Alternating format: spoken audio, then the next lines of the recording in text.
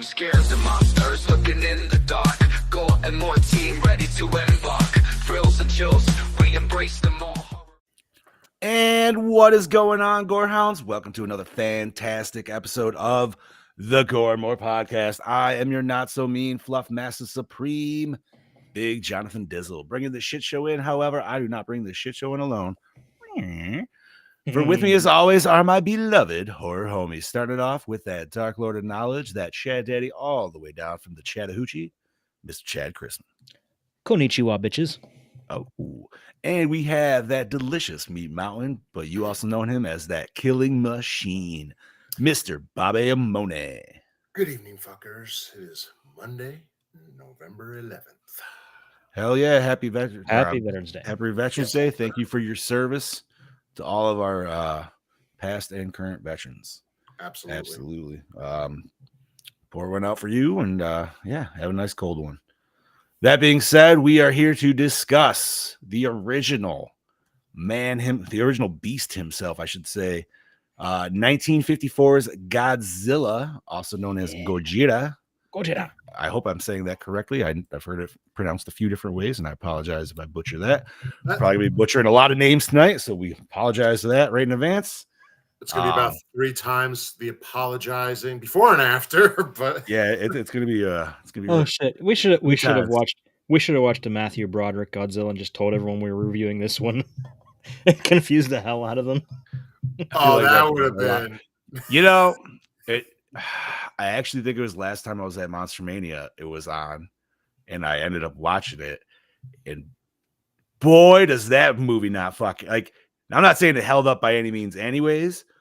But oh my god, is the CGI fucking dog shit?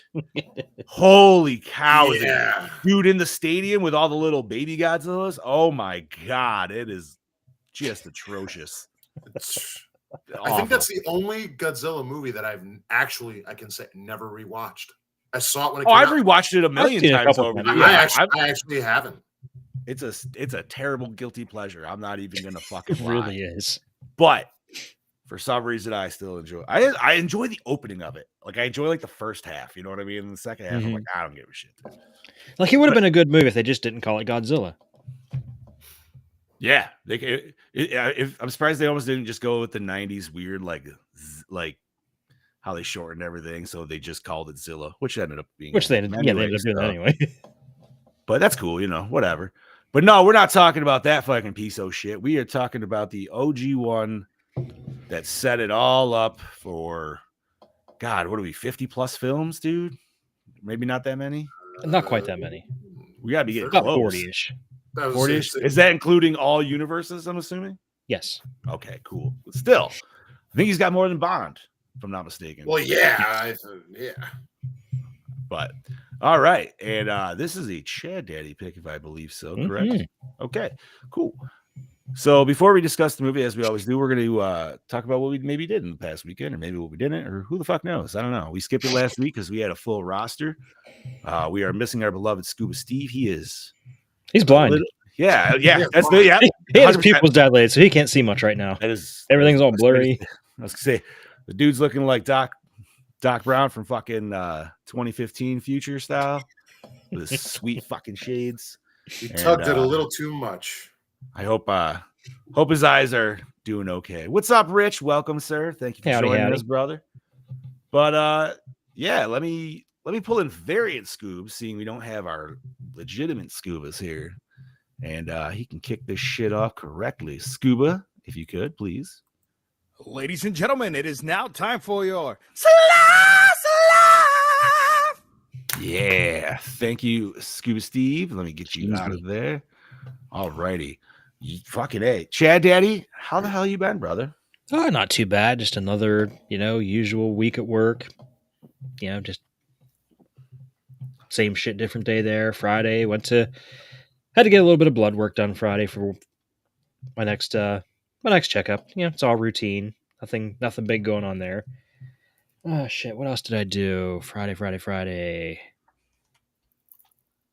I can't remember what else I did Friday night. It was something. I don't remember what it was. Anyway, so I was gonna say, I hope you're not hoping for a setup, bro, because I really don't remember if you told me something. I can't remember what I did. That's fair.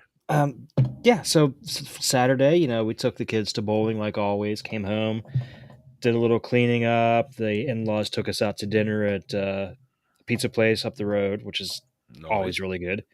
I got the Nice. eggplant manicotti, which is basically just a layer of eggplant, breaded eggplant. And then underneath is just a mix of like moss and ricotta. Yes, ricotta. The kid. Ricotta. Nice. Then I watched this, and yesterday we rearranged my son's room, and then Christmas started throwing up in our house. Oh God. I've been staving it off, boys, myself. We still have fall harvest decorations right now. So it's like I still have 2 weeks, which I mean, to be fair though, to like be I said, fair, dude, I'm turkey mode myself. So Oh no, feel yeah, like- I'm 100%. I even went and got an inflatable turkey this year. I was like, no, we're doing it right. We need to have Dude, there is a house up the road that has an inflatable turkey, but it's a turkey that's like popping out of a jack-o'-lantern. It's the coolest thing. What? Oh, that's cool. I still like my idea that I need to just do and get a banner of the lady going down Mashed Potato Mountain. Yeah, that with Happy Thanksgiving and a nice white spotlight on that fucker for nighttime, dude. That's great. I love that. Jen, if you're listening, get into contact with us. We'll make it happen for Right? John.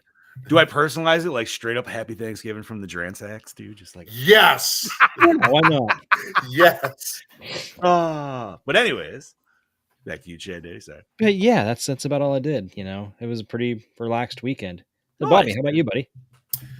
My weekend was pretty chill too. Friday, Rebecca came over. We went and saw the Heretic movie, which I really liked. I enjoyed it. It gives you a whole different perspective on religion. Not that everybody has their own, but yeah, that shit. It was a deep dive. Hugh Grant, that man made the movie. I mean, everybody in it acted great, but he made the movie. So just go see it if you get a chance. At least for the acting, if it's not your movie, you're definitely going to walk out and go, they really fucking gave it their all.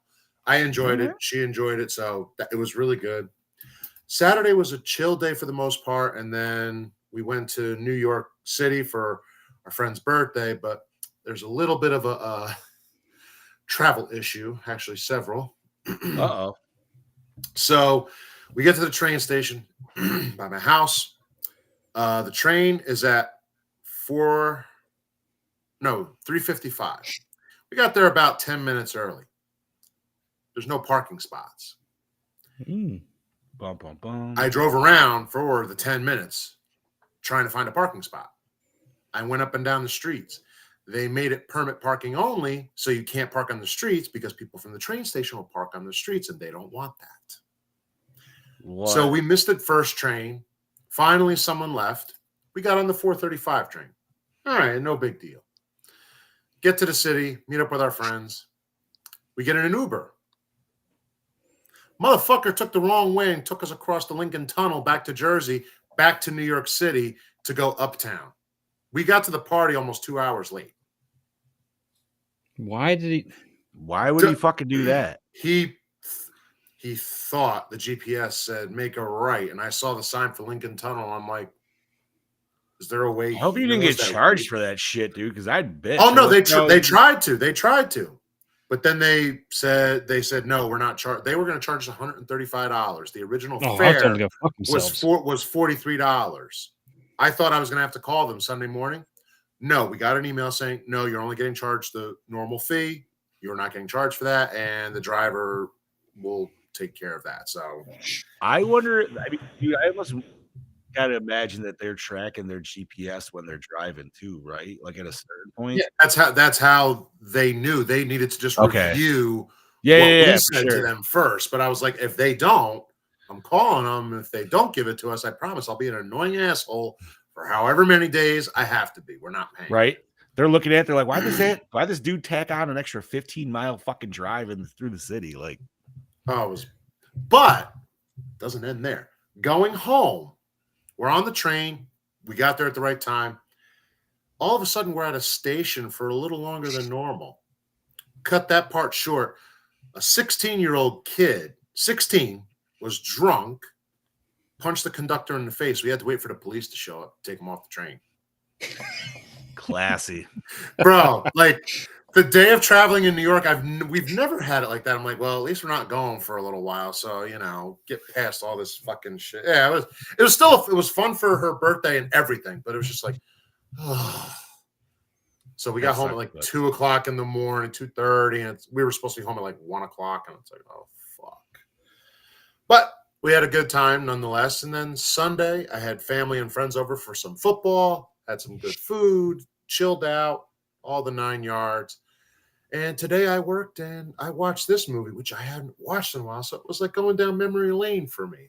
Mm-hmm. So, and I'm excited to talk about it, but we need to hear John first. John.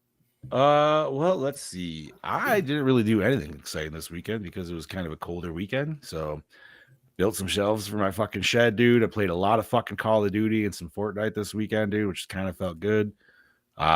Went to a benefit for my buddy's dad. It was an unfortunate thing. It was so they obviously were having a benefit. Dude got diagnosed with cancer like a couple months back, and by the time they organized the benefit, told everybody when the benefit is, within the week of it actually happening, he passed. That's like, fuck, dude. Like, holy shit. Yeah. So, benefit turned into a celebration of life, and everything still went to like donation for like the ceremony and all that, cremation, all that other shit. So they had a solid turnout. It's, I know it's kind of weird to say that thing because, like you hope for a solid turnout, you know what I mean? So It was a good thing. But my daughter went, so she was cool because like their kid was going to be there. And I was like, she's going to be there. So you'll have a friend to hang out with and stuff. And their daughter was selling 50-50. So my kid went, she's like, can I go help? I'm like, go right ahead. Dude, God. Like she was actually upset when I was like, all right, we got to go. She's like, but I want to keep help selling 50. I'm like, listen, love the enthusiasm. If you ever want to do it later, I'll gladly keep it. But we unfortunately got to go. So, keep it. Fucking right. Yeah, man, because I'm going to utilize her for Ghostbuster events if that's the fucking case, if she actually likes doing that. Hey, do what you got to do. Fucking A, dude. But no, so did that. I do want to give a shout out, though, because we didn't talk about it last week. We didn't do our Slice of Life, and I really wanted to at least mention it. But I got to hit one final house the Friday after Halloween, dude. And it was at this place called Demon Acres. And I already told the boys about it, but I'm going to bring it up again. It was fucking awesome. They did a lights off experience, dude, where you just walk through with a glow stick. Now, that doesn't mean that all the lights are off. There's a few key areas where you'd have some like lasers and shit because you'd have some fog and everything. So, like, still blinding and disorienting as fuck. Mm-hmm. But for the most part, that's all you had was one. And it was a good glow stick, but we had 8 people. So we split up in groups of 4. So one stick per group. And it was fucking awesome, bro. I'm not going to lie, man. They got me like fucking 5 or 6 good times. Nice. And yeah. And I feel like it's just kind of set a bar to where that's all I want to experience haunted houses as now, dude. Like, because you can still see the detail and stuff. You know what I mean? Like, you take your times in the rooms and you're like looking all around. See, that's cool. But that's when they get you. Because now you're distracted looking at stuff, dude, and they don't have to do shit. You're doing it for them. They're just standing there in the fucking corner, and then all of a sudden they're just like, "Hey, how's it going?" It's like, oh. You just see their eyes, and all of a sudden you're like, "Fuck, nope." But no, that was a solid good time. But it doesn't mean that the haunts are over, dude, because I already have tickets. I'm going back to Ulster in December. Nice. They're doing a big they're doing a Christmas event on December 6th and 7th, I think. So we're going down on the 6th, and we do feel the screams for Valentine's Day. Oh, nice. And then there's another one that's close by that's also doing a Christmas one, I think that same weekend. So maybe we'll try to double dip. I don't know. We'll see. Nice. But I like that places are continuing their adventures past the just October timeline. Other than that, I watched this movie. It took me a couple tries, but that's because I'm old and tired all the time. Not gonna lie, I started nod off during this too. Yeah, and that is not saying it is because of the movie. It's H. Yes. With that being said, I'm ready to talk about 1954's Godzilla. Once again, we mentioned this is a Chad Daddy pick. So, Chad, the reins are over to you, bud. All right, released November 3rd, 1954. Japan is thrown into a panic after several ships explode and sink. At first, the authorities think it's either underwater depth mine or underwater volcanic activity. The authorities soon head to Odo Island, which is close to where the ships were sunk. One night, something comes on shore and both destroys several houses and kills several people. A later expedition to the island, led by paleontologist Professor Kyohei Yamane, his daughter Emiko, and young Navy frogman Hideto Ogata, who also happens to be Emiko's lover, even though she is betrothed to Dr. Daisuke Serizawa, soon discover something more devastating than imagined in the form of a 164-foot tall monster whom the natives call Godzilla. Now the monster begins a rampage that threatens to destroy not only Japan, but the rest of the world as well. Can the monster be destroyed before it is too late? And what role will the mysterious Serizawa play in the battle? Directed by Ishiro Honda, Rodan, War of the Gargantuas. Written by Takeo Murata, Rodan, Tokyo 1960, and Ishiro Honda, War of the Gargantuas, Destroy All Monsters. Produced by Tomoyuki Tanaka, Yojimbo, and Mothra. Bobby! I do apologize in advance.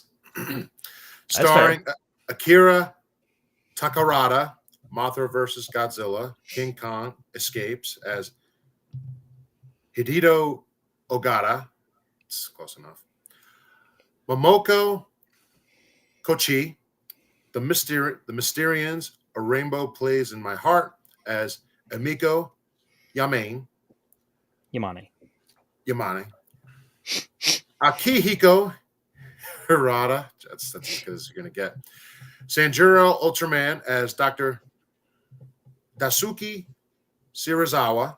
I didn't even know he had a first name, dude. Yeah. I didn't either. I had He no just kept saying idea. Serizawa the whole fucking time. Did they ever say his actual first name? Not that I don't- can remember. No, I didn't.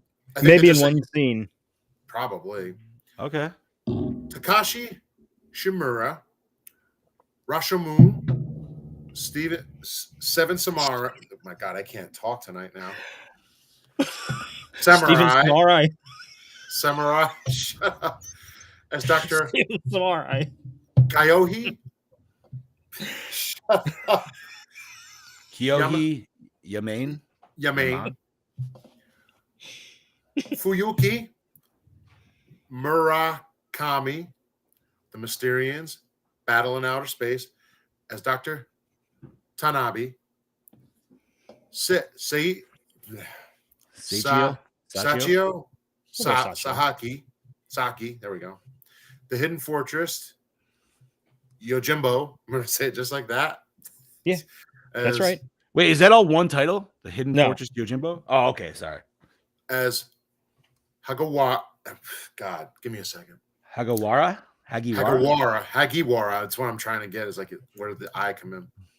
Ren Yamamoto, the Human Vapor, War of the Gargantuas, as Masaji Yamada, and Toyoaki Suzuki, close enough. Suzuki. Sudden Rain, A Wife's Heart, as Shinkichi Yamada. Body count. Japan is the body count. Japan. I actually did much better there than I thought. I was just trying to sound I'm proud it of out. you, buddy. Thank you. You're great. Well done. Thank you. Why do I feel like Scoobs out of any of us would have came in with like some like hardcore Japanese accent? Oh, he would have fucking nailed really it. well, I know he dude. would have. And it would be like, fucking goddamn it, what are you, Japanese all of a sudden? I mean, hey man, the Mexican dudes really like anime, so I'm just gonna say. That's true. Can't argue with that. But so do They I. like, that, so. they like that tentacle stuff, though. No way, man. Dude, have you seen how many times like Mexico in itself has done straight up events for Dragon Ball? It's insane, dude. They're like Japan number 2 in that sense, bro. Like there was literally one, I think it was for the final battle of the Tournament of Power when Super was still on airing. and they played it in a fucking soccer field, bro. And that field and fucking seats was just jammed packed. It was Nice. stupid. But at the same time, I would love to be part of that. Like, that would be, dude, could you imagine the energy in that fucking audience? Dude, too, I was when just that shit's thinking, like, going down? imagine the crowd reaction to the end of the Tournament of Power. Not even that. Let's go back. The one where the Kamehameha right in fucking Kefla's face, bro. That would have just been like fucking, the seats would have came down. All right, go back to this. Sorry for that little fucking random interlude there. Music by Akira Ifukubi. That's not my turn to fuck up. I apologize. Atrogon and Demajin. Cinematography by Masayo Tamai. House of Many Pleasures. Ooh. And Summer Clouds. Edited by Kazuki Taira. Tyra? Taira? Ooh, that sounds good. Taira. Varan and Mothra. Effects and makeup by Iji Tusab. I'm sorry, hold on. Subarura. I apologize if I fucked that up. Montango and Frankenstein versus Baragon. Frankenstein versus Baragon. I have never heard of that till now. That I'm assuming You guys is know the it as offshoot. You guys know that Yes. it's Frankenstein Conquers the World. Right. Okay. Same one then. Oh. Yeah. Okay. Because I know that one where it's the weird heart from Victor Frankenstein. Yeah. Okay. Yeah, the little kid eats it. Yeah. Then he's like he starts growing. Yeah. He's like a feral kid, isn't he, or something like that? And yeah. Okay. I didn't know it had a couple different titles, but that's cool. Mm-hmm. All right. Distributed by Toho, if you did not know. Runtime of 96 minutes. MPA rating of not rated. It predates the MPAA is why. There you go. Predates the rate code. Like it. Budget of $900,000. However, grossed $2.25 million. Very nice. It's pretty And good too. It was successful enough that it got a sequel made and in theaters within, I think, 9 months. Yeah, I was gonna say it was less than a year. Yeah. Which is insane. Now, if I'm not mistaken, obviously we will discuss this movie completely, but that one that you just mentioned, that reused footage from this one, correct? No, I don't believe so. Raids Again? Again? It didn't. Maybe a little. Raids Again was I thought there was some that they reused some footage, but they tweaked it. a little like a stock footage mostly. Okay. Oh, maybe that's what it is. They probably but okay. All right, boys. Well, we will discuss this. So I'm not gonna lie, this was my very first time watching original Godzilla. Nice. And And it's okay. So my brain is melted at this point in life. Given with technology and everything like that, I have extreme fucking brain rot, TikTok, fucking I need like shit going on, right? That being said, going into this movie, I had to put myself in a mindset of this is 1954, right? So I got to put myself in that good 50s sci-fi. But not only on top of that, I got to think, dude, it wasn't even you got to put yourself in the mindset of actual history at this point. And it wasn't even a decade prior that obviously shit was going down per World War II. So you really got to take it in effect going into this movie and while watching it. And I feel like if you can't, it's going to be a hard watch. However, if you can, and you could put yourself in really pay attention to what a lot of the citizens in this film are saying and just the generalized emotion coming from everybody, dude, this is a pretty solid fucking flick, man. It is. Hands down. Not even just a monster movie, but just dealing with like aftermath of like absolutely insane situations, dude. I mean, there's a part where we're on the train in the beginning. I don't think it's when he actually attacks the train, but we just have people discussing their lives. And the one girl's like, I barely made it out of the city last time. Yeah, you know what I mean? Out of Nagasaki. And it's like, you know, watching it as a kid or whatever, you're just taking that as just movie dialogue. Yeah. Okay, sure. No, man, like really knowing what happened and everything. And Obviously in this one, we're not seeing the devastation. -1, we saw the devastation. I thought that was kind of cool. We got that added effect. You do see the devastation. You see a lot more of the after effects of it. You see a It's lot the of, after effect. It's the PTSD, the fucking just general how people are dealing with themselves in the situation and the country. And it's insane, dude. Like, and this isn't even getting into the monster effects. This is just like all the people. Like this story, just like when we reviewed -1, dude. This is a story about the people. 100%. And that's exactly why I picked this, because the after effects of devastation, you see how horrific it can be, and especially when you take into consideration that Godzilla himself is a metaphor for the atomic bomb, and this is just them trying to show what they went through after, the Nagasaki and Hiroshima. Not even that, but I would also say even the oxygen destroyer within the film is that, because we have what is it? Serizawa, who honestly best fucking character, dude. Any dude with an eye patch wins for me. So and his fucking lab looked awesome, dude. He was like in a Victor Frankenstein fucking lab, bro. I don't know what the fuck is going on in there, but it was cool. It was a combination of Castle Frankenstein and SeaWorld. Yeah. And it was 100%, perfect. It was perfect in every way. But like his whole moral dilemma of what he invented, right? That dude is literally just learning in the legit pursuit of knowledge and trying to understand everything. And in doing so, he created something that could potentially be just as bad, if not worse, than the fucking hydrogen bomb. Yeah, he's basically like the Japanese Oppenheimer, pretty much.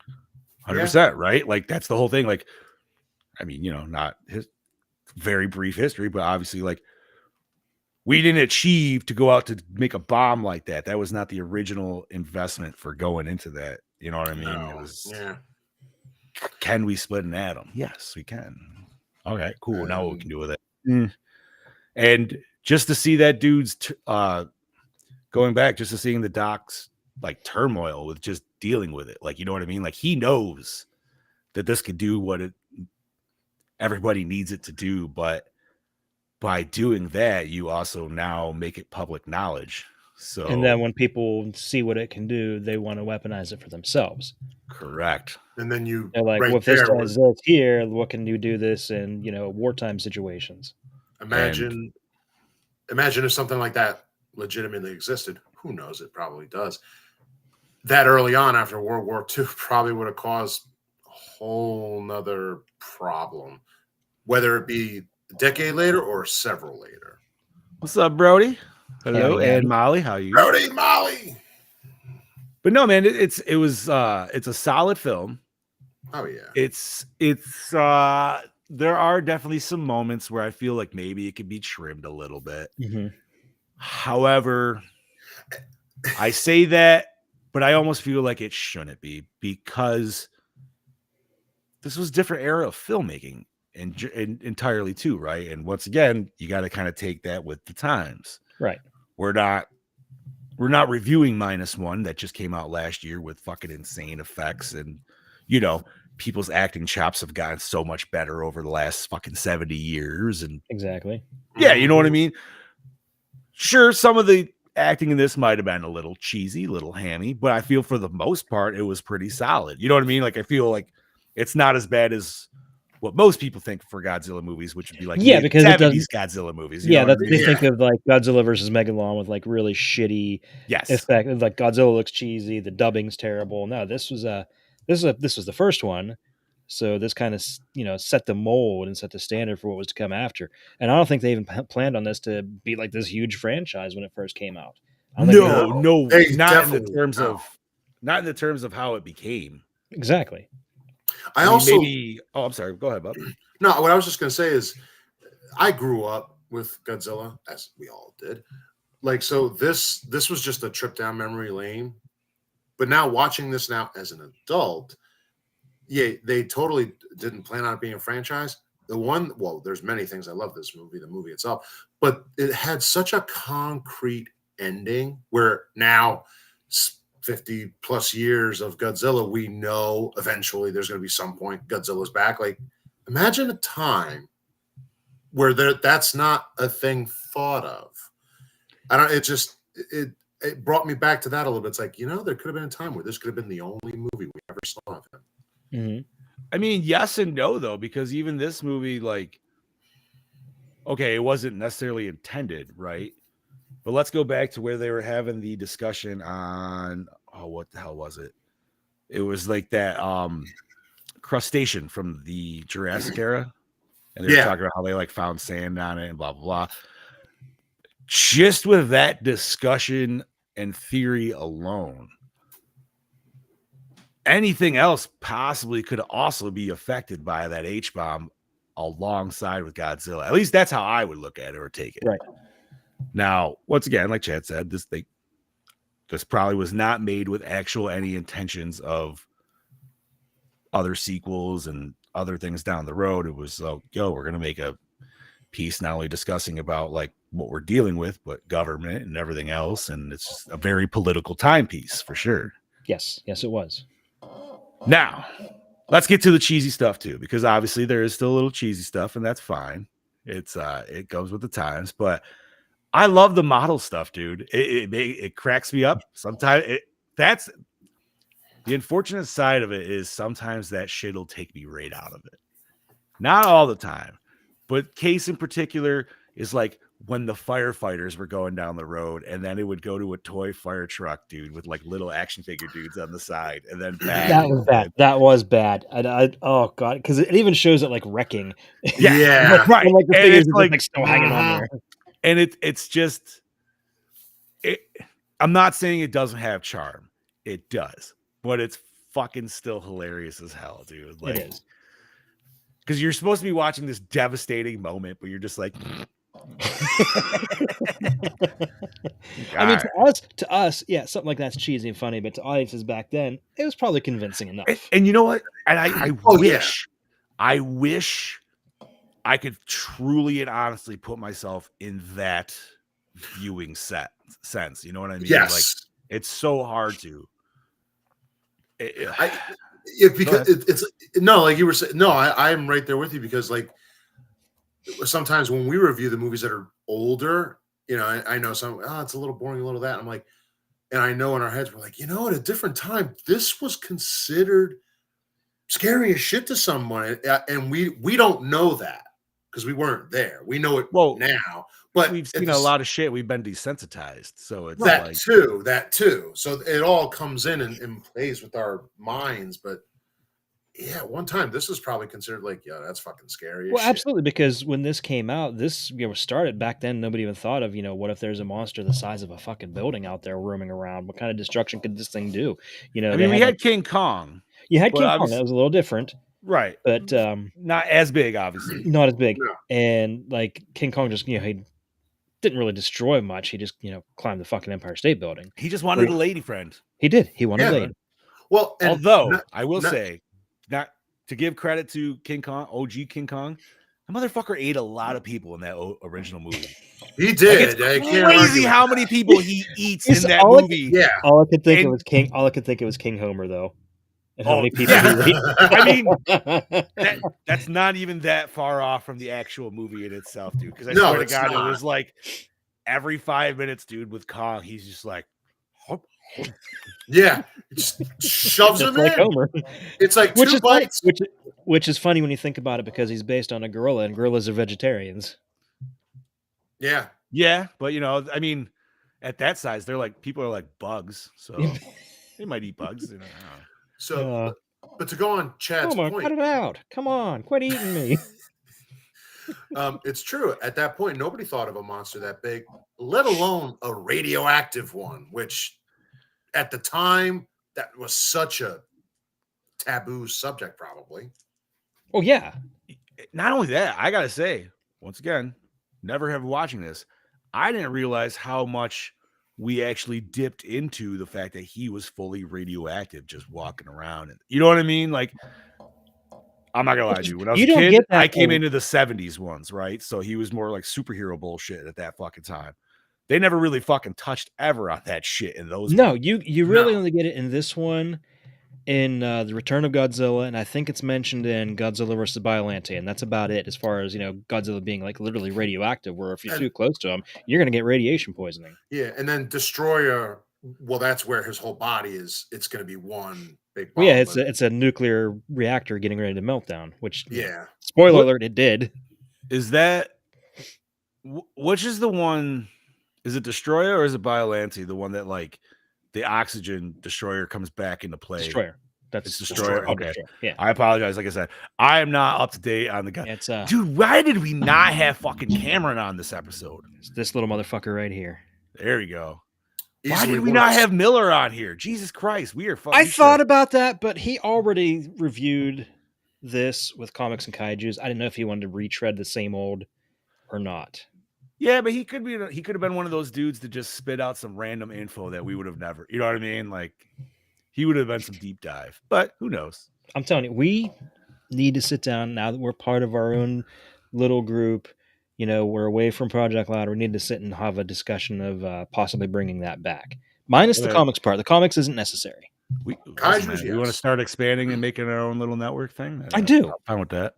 But keep it small, not like try and get too big. Like, No, yeah, you only need to get like too big someone for else. the britches.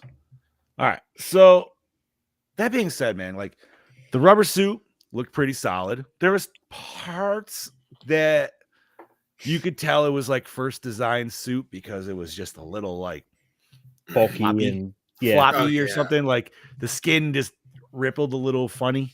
You But I know did what like mean? how a lot of the major scenes with Godzilla are kept dark enough. Yes. Yes. So what do you want to call it? The scene transitions of them like actually like mixing in the scenes together. They actually blend really fucking well, dude. They do. Yeah, And there's one specific one where he's going back out to the water and they got a bunch of like if you know the setup, you obviously know it's a tank that this dude's in and they got lights and fog to like help blend. But it works fucking awesome, dude. And it looks great because he's kind of shadowed out. Like you could still see a little bit of the hint of his eye. But this is where we have like the toy planes coming in, dude, which, shooting their fucking flares and shit like that too. Which that's always a fun scene. But no, man, like just him in that tank and the silhouetting and everything. Like, yeah, the black and white works perfectly with this shit, dude. yeah. Like that whole scene where when he comes ashore for like the first time and they try to electrocute him with the power lines. Mhm. That whole scene was so expertly filmed. Okay, I was confused Oh, by yeah. that because to me they were power lines, right? Yeah. But they made it sound like they were setting up these things brand new because they said they were putting up barbed wire and then electrifying it 100 feet in the air. So did they just run barbed wire on the power lines, They might have. or did they construct whole new fucking like set of things? Well, that's what I was wondering because that's an awful I don't short know. amount of time to put up those big towers. That's what I'm saying. I was Yeah, like, bro, that- I was like, the military is yeah. good, but they ain't Like that they had to have fucking- just electrified barbed wire instead. There's no way they could have I've- put up towers like that fast. That sounds But, like- more right. But it's almost like just run the electrical, dude. I don't know if the barbed wire is going to do anything to the motherfucker like that. I don't No, think they not knew that at the time though, because that. it's electrified barbed wire. They figured it was going to cut through his hide, and they didn't know. Yeah, what they were that's dealing with. true. I also got to say the atomic breath was very interesting how they portrayed that in this film. What Mhm. was Once again, legitimate this is the first breath. film.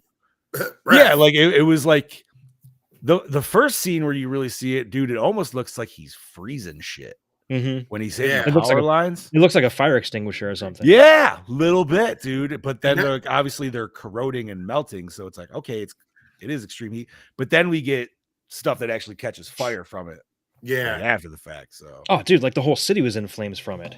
Oh, it was- yeah, Which And that I was think one of that's something that kind of echoed in Shin Godzilla when I have yet to watch that one as well. Oh, that is a tough watch. I heard it's a lot of long talking, watch, Yes. A Yes. lot of talking. but once again, The Godzilla The- scenes are freaking amazing. Oh, but yeah. in the veins of this one, that one is meant to be a very politically charged movie. If I'm not Yeah, mistaken, that's meant correct? to. I don't want to use the word parody, but it's mostly to make fun of their own government. Yeah, no, for- 100%. Yeah, just yeah. calling it out, pretty much what it is. All right, no, that's I mean that shit always looks cool for sure. But no, man, going to this one, the model sets were fucking fantastic, man. They were 100% solid, especially for the first time around. Like, Mhm. They did a lot with a very little as well. Like the models are good, but they did a lot with a very little. And it shows, but it still works so well. once And again, though, again, sorry, go ahead, Jed. I was just gonna say again, this is the first time any type of movie like this is really made, so they're really just testing the waters and weren't sure exactly how to do this as far Yeah. as making the miniatures and how they were gonna break away when Godzilla smashed through and things like that. It was just it was almost kind of an experimental film.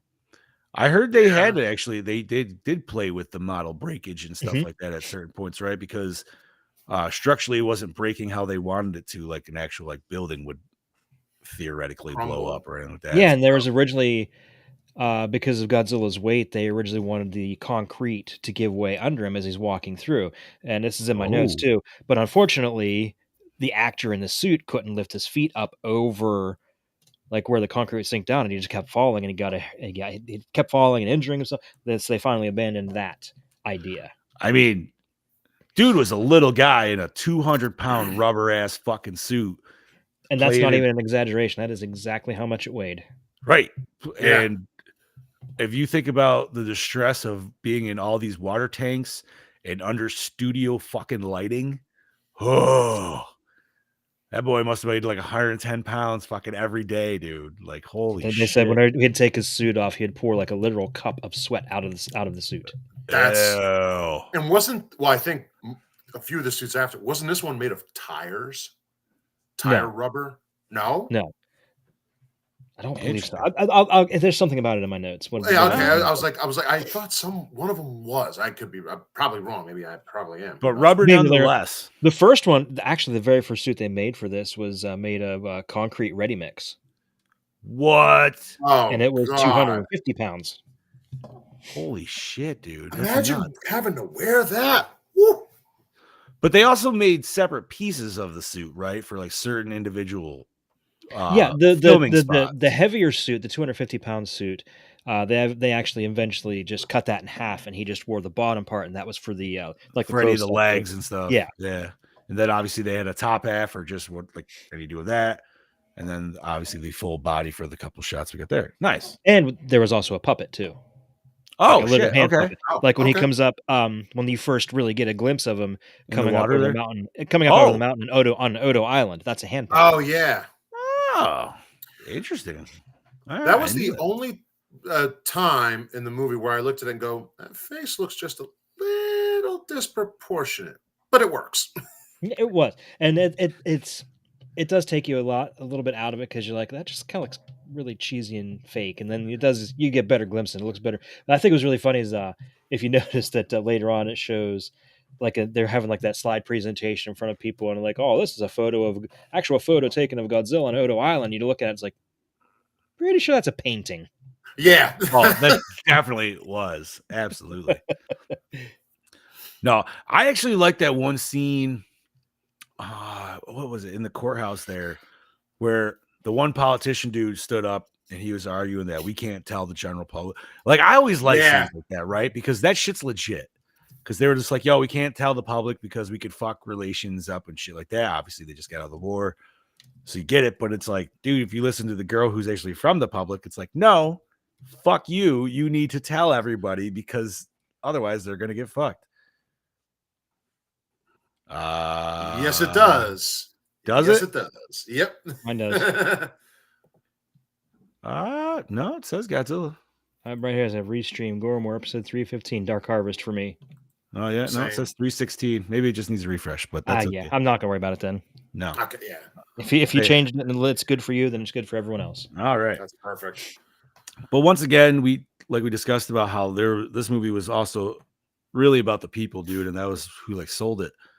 We got a Dude. lot of cool, crazy scenes of just the aftermath, right, man? Of getting like The one scene where Godzilla's smashing through the city and there's a mother and her two kids on a balcony, Yeah, they're saying they're Oh like, my we're gonna God. meet. and she's like, "Don't We're worry, gonna meet Dad or we'll something? be with you. We'll be with Daddy soon." I was like, "Holy shit! Like that was fucking dark." That's a heart. Yeah, holy. telling the That little was- girl that her mom would be back soon, but Yeah, obviously I know she's because her mom was fucking- dead. which That poor little kid was bawling her eyes out. or even the scene in the beginning where he's on the island, the sun runs outside, and then the building crumbles. Like, I remember that being a very pivotal scene when I was younger, and we didn't even see Godzilla, but you knew he was there. It was Well, didn't they even was it on the island or was it in the city? I can't remember. Where were they testing the kids with the radiation and they're just like, and you're just that's like, in the fuck, bro. Like that's the that might have been I in think the that's city. I think it was the city. That was that after was, the no, it first was the attack, city, I think, yeah. right? Yeah, because it was more like the well water was radioactive on the island. Yes, yeah. Which Yeah. I even love that whole scene, dude. Like it was And a lot of that stuff like that, that is taken from real life events. which is crazy. The dude who was testing for the radioactivity, he was wearing like a suit, but with no fucking facial, like anything. So it's like, homie, your suit ain't gonna do shit at this fucking point. And then you also got the other doctor picking up the stuff, and he's like, I wouldn't be touching that. And it's like, well, we're all kind of breathing it right now. So I think I like he's down there in that footprint or whatever, and he's getting readers off the Geiger counter. People are like, he's like, oh no, stay back. It's very radioactive. Stay back. Like, Yeah, right. You'd probably be a bit more like, get the fuck out of here. They'd be like, go home. I did like though that he was the first one to recognize that they were standing in a footprint, like the way he was measuring it with like that stick or whatever the fuck. Yeah. But no, it I gotta say, man, like this movie was solidly done. Like Did you notice a couple scenes in this movie that they kind of played out a little further in -1. Like there's a scene where Godzilla's walking down the street and you see his footprint coming closer and closer to people. Yes. And then you see like in -1 where he's literally just stepping on crowds of people. Which I gotta say, man, like I'm glad I have also seen -1 because watching this, I got to see a lot of nods and references and things like that. So solid time for sure. Now, real quick, I'm like drawing a blank. Obviously, I saw -1. That's right after World War II. Yeah. Yes. Okay. I'm What's like, up, Mel? Hey, Mel. I was like, joining this. because I'm like, I know this happened. I'm like, so -1's right after World War II. Right? Yeah, -1 is like almost 10 years before this. Okay. So -1 is a completely separate universe. Okay. I know. I was just like I'm like, I saw it. Why am I having a hard time right now? Well, I thought -1 took place in 55 or 54. 45. No, in the first, 40, but then it does time jumps, remember? not that far. It goes into the 50s.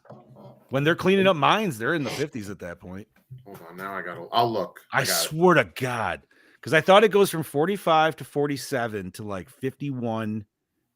And then I think it's still a few years before 54, though. you might be right. It might be like a year or two beforehand then. Because was it a 5-year? I thought it was only jump? like, I thought it was only like a 2-year. 1947. It only goes a couple years. I thought there was more of a jump than that, though. Maybe not. Because I thought like he gave up and then came back after the bombs dropped. And then they did the 2-year jump, and that's when he ran into what's her name with the little kid. No, it was at that time. it was at that time. Okay, And then it was 2 years after that. all right. Well, this is why we have multitudes of us, so we can go back and forth and discuss. All right. Is there anything else you boys would like to bring up about this movie? I mean, dude, like I said, I feel like it was a solid watch for first time. Clearly, you guys have seen it beforehand, so Yeah, it's a very solid film. It like I said, it does drag down a little bit there. yes. Bits and pieces. Like you can't even say it's like right in the middle. It's just like a little bit here, a little bit No, there. it's definitely sectional for sure. Yeah. But that's just a what's up, problem Mr. Gallo? Yes, we are talking Godzilla. Joe agrees. He knows. Yep, Yeah. 45 and then 47. Mel, you are not wrong. There was a lot of love story going on in this between our main character and oh my God, what was her name? Amiko. She was cute. She was. Now, what's funny is, and if I remember right, the Americanized recut of this still kind of has that, but it's interjected way differently than how it is in this. So, all right. Once again, man, it's one you got to put yourself, I feel, in a particular mindset to go into it. I mean, maybe not kids, right? Maybe kids could be into it like right off the bat. I was into it. Like I said, I never saw this one as a kid. That would have been interesting to have that take.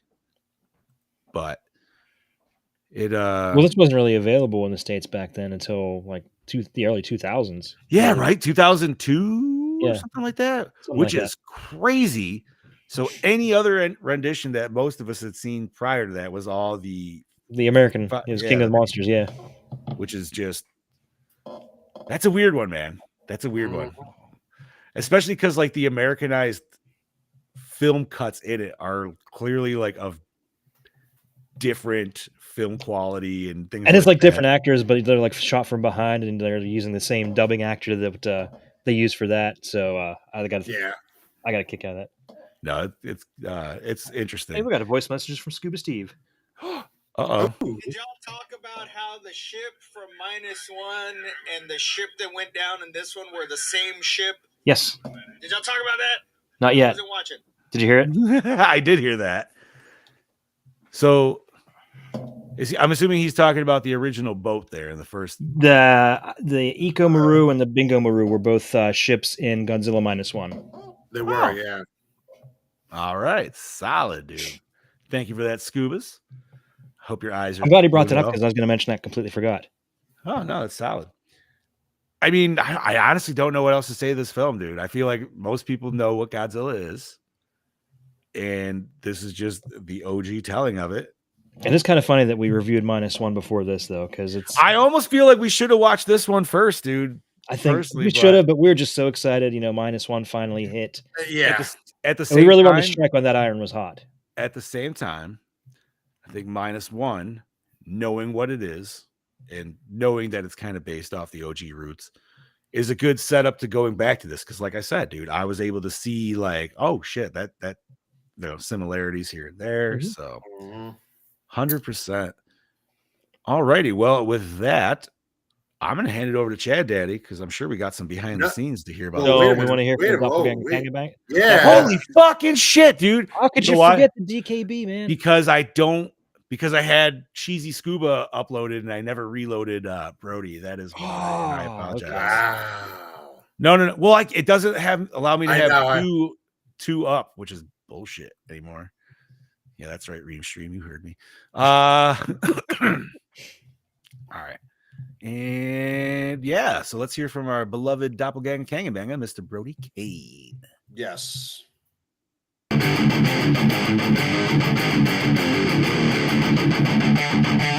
gonna pause this for a second. I was really almost hoping he was gonna start guitar riffing the actual Godzilla theme song. Oh, that would have been so cool. Because I would have probably Never- creamed my panties. Never say never. Let's see. That's true. What do we got?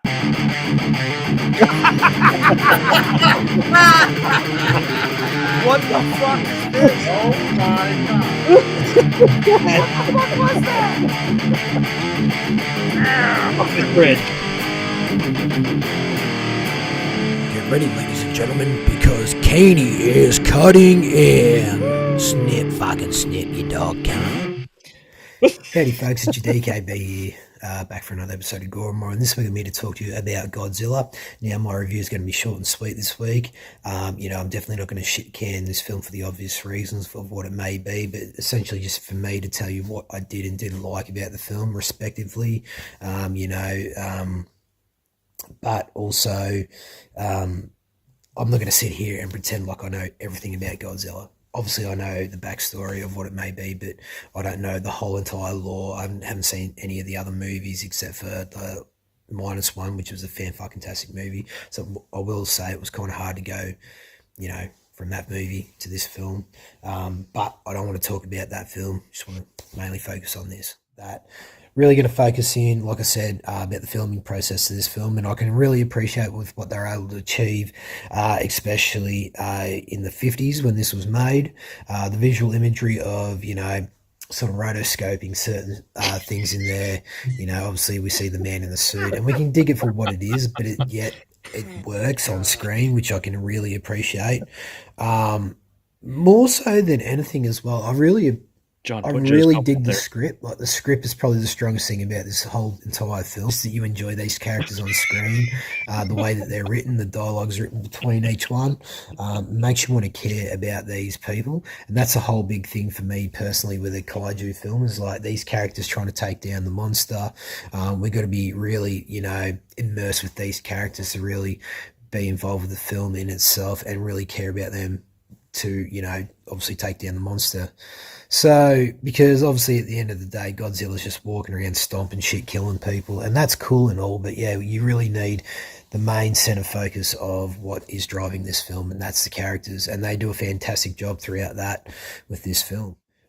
And obviously, I'm not going to try and fault this film for, the obvious reasons of why it doesn't look all that good in some shots and that.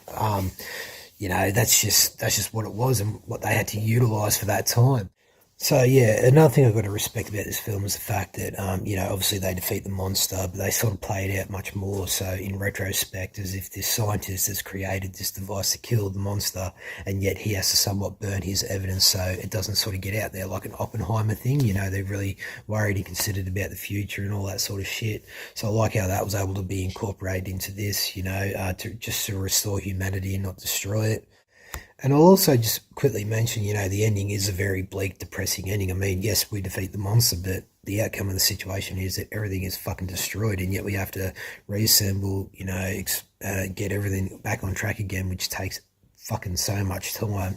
So, do they really win in the end? Maybe, I don't know, but yeah, it's a bit of a catch-22, I guess. And look, to be honest, I will admit I was very bored with this film. Obviously, my ADHD was kicking in. I'm checking my phone. I'm sort of I feel you, Brody. I know what they're going to do next. It's very predictable. And like I said earlier, I didn't want to compare the pair, but once you watch Godzilla -1, you've kind of felt like you've seen this film. And you get what they're going to do in the first 15 minutes. It's not all that hard to predict. It's very, very simple. And I mean, it's a simple and somewhat yet effective script, and visually told, but yeah, it's not really my cup of tea. But anywho, like I said, I respect it. So at the end of the day, I'm gonna have to give this a Gore score of a What? What? Damn! this is your DKB signing You didn't out, even want to and I say look it. forward to hearing what you guys have to say about the film. I dig So it. cheers, gentlemen. Cheers, sir. Damn! You Listen. didn't even want to say it. You know what? I gotta say, I can't discredit him on that because he's still, like you said, even though it wasn't his thing, he can respect it and stuff like that. I feel like I kind of understand that a little bit. So, Scubas, thank you for joining us, Wow, brother. You made it. Can you How see is- it? I'm alive. I can see. It's just my eyes are very So Godzilla. you look like me right now, bro. What's up, Hunter? Looking a little eye slitty. That's okay, but thank you for joining us, man. So Yeah. cool. Actually, you popped in at one of the most perfect times because we are right at the end of discussing this. But Yes. now that you have joined us, is there any major discussing topics that you would like to bring up here, sir? Not necessarily. I will say I didn't enjoy this movie as much as I thought I would. And That's fair. I caught where y'all said we probably should have watched this before -1, and I Yes. feel the same way because I think if we would have watched this first, I think I would have enjoyed it a little bit more than I did watching it. A lot of the stuff just seemed very. I mean, I know it's an old movie. It's an old movie, and for the time, I'm sure it was amazing. But I don't know. There was just some of the acting, especially the main girl. What was her name? Aikio or whatever her name was. Emiko. Emiko. Her acting was kind of bad. Bro, there was one scene where it was, oh my God. So it was when the doc at the end, I think he was like burning his Burning the papers stuff, and she's shit. like, Right, well, why? she did that a couple times, but there was one time where it was like her and her man, like he already has bandaged up, but like she was looking down on the dock or something. It was like right before they were watching that television report. And I think she was trying to make like a sad face, but she was just making this weird like range of emotions where it's like, what are you fucking doing, dude? So no, I brought that up, dude, because like I said, for the most part, the acting is pretty decent, but there is some parts, man, that is just it feels like some ham. Yeah, and those have to be like the worst fighter pilots ever, firing off all those missiles at that giant target and not hitting one. They were stormtroopers. What are you talking Yeah, pretty much. They were Japanese stormtroopers. about? Hey, But man. no, I mean it. They even had wires to guide those planes. Yeah, they bro. did. Like, I could Yeah, see. they did. And like I said, back in the day, I'm sure it was amazing. It was jaw dropping, but it just, for me, it doesn't. I don't know, man. After watching -1, I feel like, I don't know. It's the brain melt, bro. It's a classic. Don't get me wrong. It's a classic film. It's a classic. This was my first watch. I had never watched it. Yay! All right, bud. Me too. I had never watched it, and I started watching it yesterday, and I had to stop because I was getting very, very bored. I stopped like halfway through, and then I was like, you know what? I'll watch it tomorrow. And then I forgot that I had to go get my eyes dilated today for my diabetic eye exam, and then I'm like, well, how the hell am I supposed to see the words? And so I waited a little bit, like 2 hours before we were gonna go on. I tried watching it again, and the words were just so blurry. And I finished it, but I was like struggling. And I don't know, man. It just felt very lackluster for me, especially the ending was very just like, cool. You got him. You got him. Cool, I guess. But there, there was really no like imminent danger, especially. I don't know. What do you mean, like for the ending or like? Yeah, overall? for the ending. Like it was just kind of, like I said, it was just kind of lackluster. Like you go under, you got the oxygen destroyer, cool premise. Serizawa, sacrifices himself for his honor, bro. For his honor, which is cool, but I don't know. I don't know. Listen, at least they didn't give us the 1950s, the end. Question mark. Yeah. Dun, dun, dun. Although sometimes I kind of like that. I'm not gonna lie. But see, now after watching this, because I've seen Godzilla films here and there, but I've never took the time to actually sit down and watch them all the way through, or watch them in the order that they came out in. So I just know bits and pieces. Not a big kaiju guy. I like the kaiju movies, don't get me wrong, but I've never sat down and watched Godzilla all the way through and know like the story from the beginning to where we're at now. I don't know how, what the next movie is or how Godzilla comes back after he was fucking obliterated. He doesn't. It's a new Godzilla. It's a new Godzilla. Yeah. This Godzilla was kind of a dick. What's that? I said this Godzilla was kind of a dick. Well, I mean, the other one that comes back is also kind of a dick, but he doesn't become a hero until I think the first time they fight King Ghidorah. Yeah. So that's like, see, the only one I ever had as a kid on VHS was the first Godzilla versus Mechagodzilla, dude. Hell yeah, that's mine too. I remember that one. I watched that motherfucker religiously, dude. Because we watched they had the spiky turtle dude in it, and he got his ass whooped in the beginning. And then there was the dog god thing. What the fuck was his name? Oh, he came out of the temple. King Caesar. Yeah, you don't see him like very much after that. That was like the one. He's in this, and he's in that, and he's in Final Wars, and that's it. Yeah, that's it. Final Wars. And then crazy hot alien, fucking Japanese women. I was trying to jump on right before you guys started playing Brody, and y'all were, y'all played the message that I sent about the ship or whatever. Yes. Mm-hmm. So the ship, what is it? The Ikomaru? Ikomaru, yeah. Ikomaru. Okay. Was that the big destroyer that Godzilla sank? I would have to go back and look. I think that's exactly remember. I think that's the one that they show up and they were like, "It's here," and they're like, "Yeah." Sank it. Yeah. And then I think. Go ahead. This one, they're making the call that Godzilla sank that ship. So does it happen at the same time? Different universes. Okay. You're overthinking it. See, that's my problem. Is like I'm trying to think of -1 as a prequel. And and that's what I thought -1 was. I thought -1 was supposed to be a prequel to this one. No, I think it's its own universe now. So it's gonna be be a a prequel. prequel. Because if It's- it was, so it's they ship the same thing. It's like that's a little problem.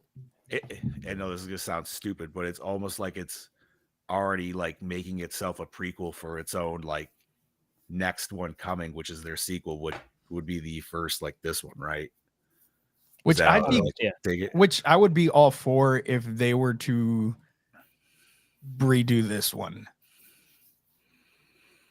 But like we already got almost half the same scenes in -1 as we, Yeah, you know what I mean? So you'd true, have to change true. it up for sure. I mean, change it up a bit, yeah, but But I you can wanna bring in see the him- Oxygen Destroyer, dude. Like Yeah. make it completely fucking crazy, dude. Who knows? I mean, we kind of had a predecessor to that in -1, kind of. Well, with the Oxygen Destroyer came back in several, I think, a couple times. We even got the Oxygen Destroyer in the Monsterverse, but it didn't quite work the same way. We did? No. Where? Yeah, oh Yeah, yeah, the King of the Monsters.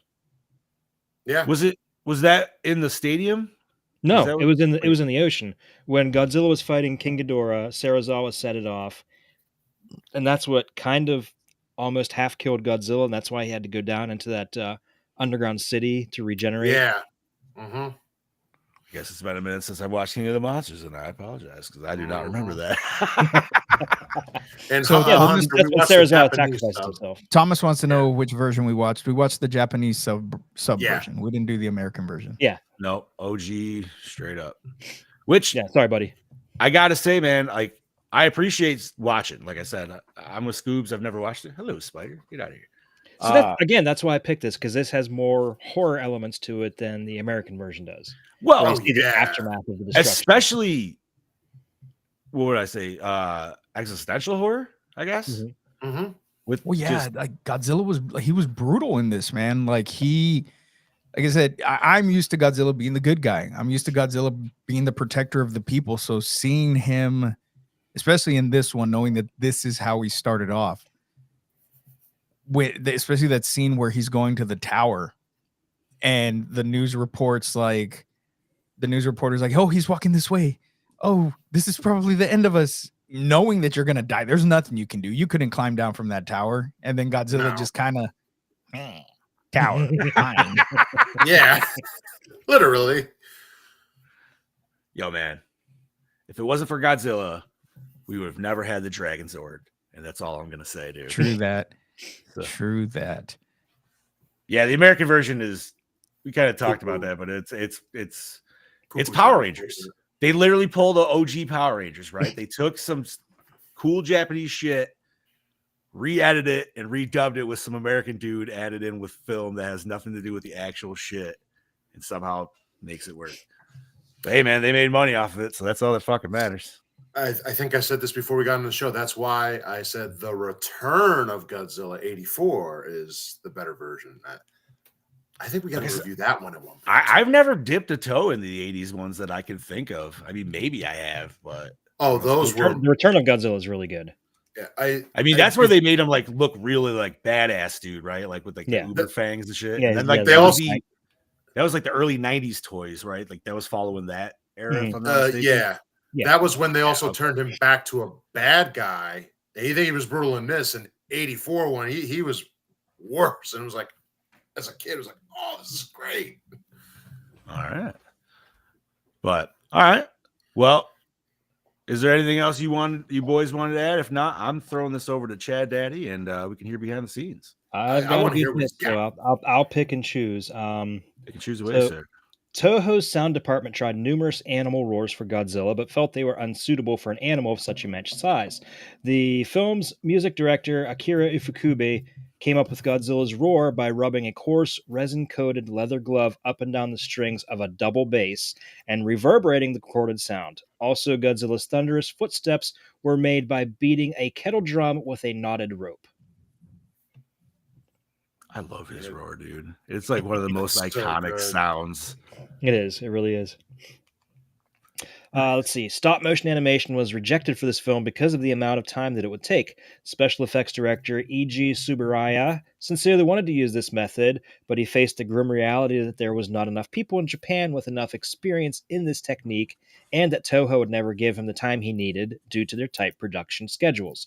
Tsuburaya had to pioneer the techniques of suitmation, which would make the production more feasible, though no less difficult.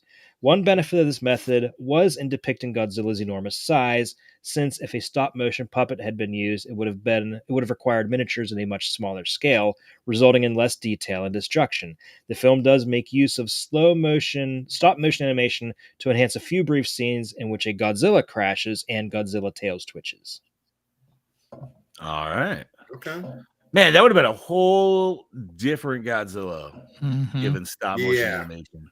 Yeah, it would have been basically the Beast from 20,000 Fathoms. Yes. I had to think about. Is he close to the what the fuck is it, dude? Is it the Leviathan? No. The Kraken. Yeah. Doesn't he kind of look like that? The Kraken. Yeah, kinda. All right. So I thought. Release the Kraken. The Godzilla suit used for the film was so hot inside that the suit actor would frequently faint. According to Haruo Nakajima, temperatures inside the suit reached up to 60 degrees Celsius or 140 degrees Fahrenheit due to the hot studio lights, and it was not uncommon for 1 cup of Nakajima's sweat to be drained from the suit. Damn. That bro was straight cooking. Dude, that was like a fucking Japanese crock pot of a dude. Whoa. Oh, Gross. man. Damn. Imagine the swamp ass smell coming out of that thing. Oh my I mean, god. I mean, was it sweat or was it au jus at that point, dude? Because that's a fucking- That was a jus. That was definitely that wasn't Not the Godzilla's dip- roar. That was his cheeks squeaking together from the sweat. Oh, God. Oh, just think of the chafing. Oh, the Not the kind chafing. you want to dip in. And not only that though, but imagine how satisfying like taking a shower would feel after all that. and Yeah. just sitting All down. right. Well, I mean, you boys cosplay. You know how sweaty it gets when you wear a damn latex mask or Yeah, it's gloves awful. and shit. It's horrible. Oh, that. Yeah. And it's never just that, but it's always the layers because you got to have layers to make your costume look cool. And then you're just like, bro, I'm already a 300-pound man. This is not fucking good. When I do No, my you're- Jason, I have gloves that I wear, latex gloves to cover up my tattoos. Because I could paint over it, but the gloves look cooler.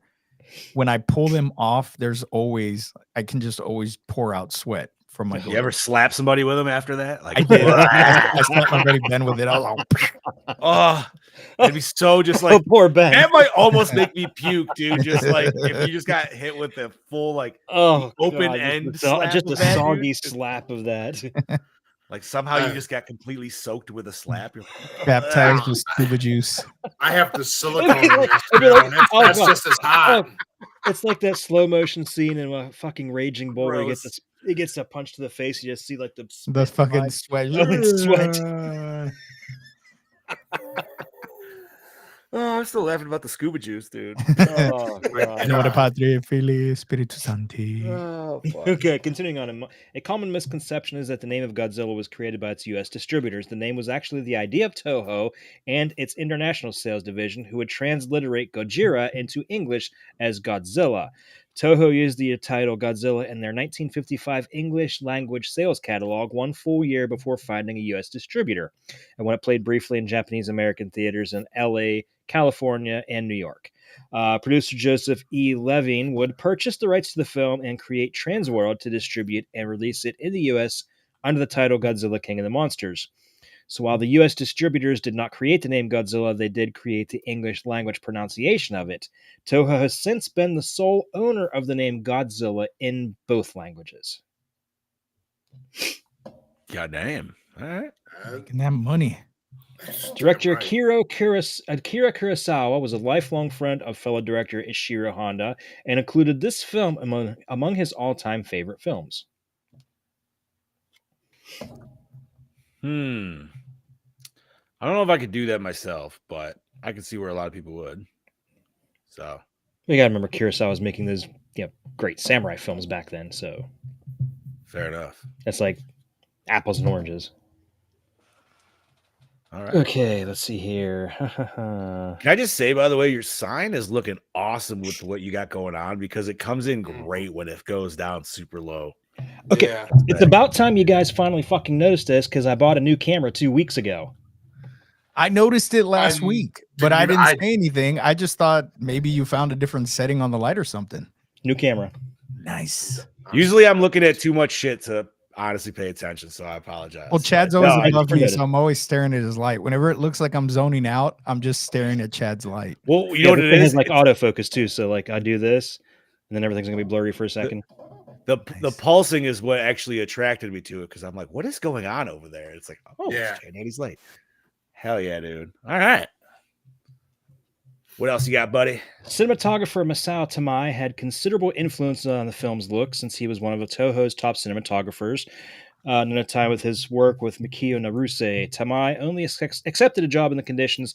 The rest of his crew was hired along with them and was given authority on the film's final look. For Godzilla's first appearance, there was originally supposed to be a bloody cow in his mouth. After reviewing the test shots, Tamai felt it was far too graphic and had director Ishiro Honda cut the scene. Special effects director E.G. Surabaya agreed, as he also felt the scene did not look good. So originally, when Godzilla first showed up on Odo Island, there was going to be a bloody cow in his mouth. That'd have been cool. It'd be a big ass cow. Mm, I mean, Godzilla's pretty fucking big still, dude. Like 165 feet. It's it's not going to look like a cow we know. I want to see it. The film's opening scene was inspired by the real life Lucky Dragon No. 5 incident, where the crew and catch of a Japanese fishing boat of that name was contaminated by radioactive fallout from the U.S. Castle Bravo hydrogen bomb test, the detonation of the first such bomb. This event generated much controversy in Japan, especially after the death of the ship's radio man. It also served as a major influence on the film, with his original script making the connection even more explicit by opening on a scene in which a contaminated boat ominously arrives on shore with the entire crew missing. Oh, Well, hot damn. okay. So we definitely hitting it on the nail right there. Yeah. All right. The name Gojira is a combination of the Japanese words for gorilla and whale. The monster is said to have been named because it alluded to a creature of great size and strength.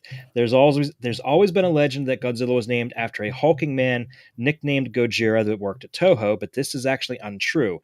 Not only is there no evidence of this man ever existing, but the various stories about him kept changing through the years. According to Kimi Honda, wife of director Ishiro Honda, the man nicknamed Gojira was just an inside joke between her husband and various others on the Toho lot, specifically producer Tomoyuki Tanaka. Urban legends. Urban legend. All right.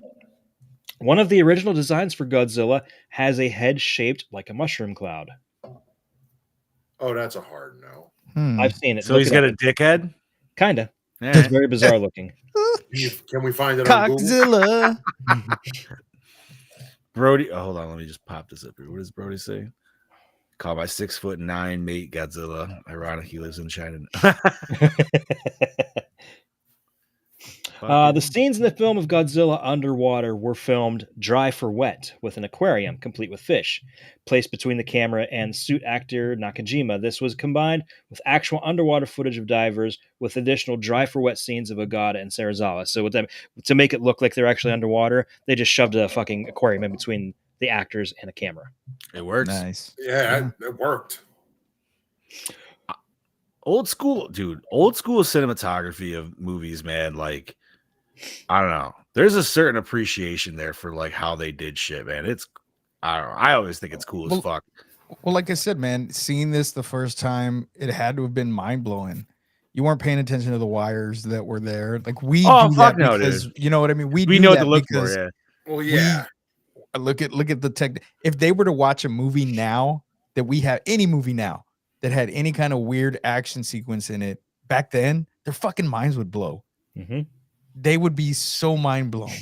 Imagine if you could time travel and then just sneak in somehow -1 instead of this one, dude.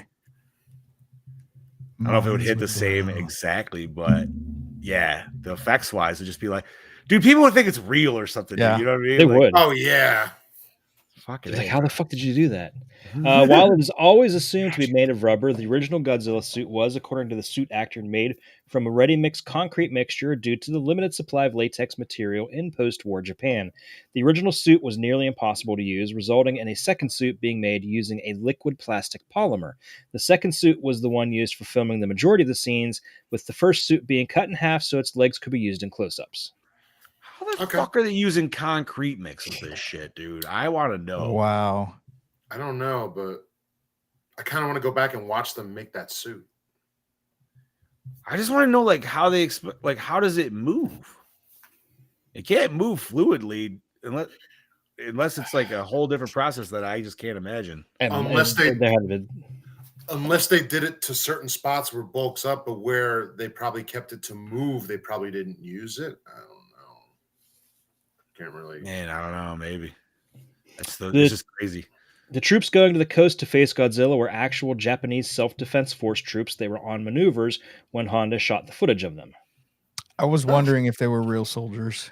I'm not gonna lie, that scene even kind of made me giggle because it's like, bro, how the fuck far out was Godzilla before they started fucking firing them M60s, man? Like that bitch was out there, dude. Like he just got his head and his nipples weren't even out yet, and they're just like fire.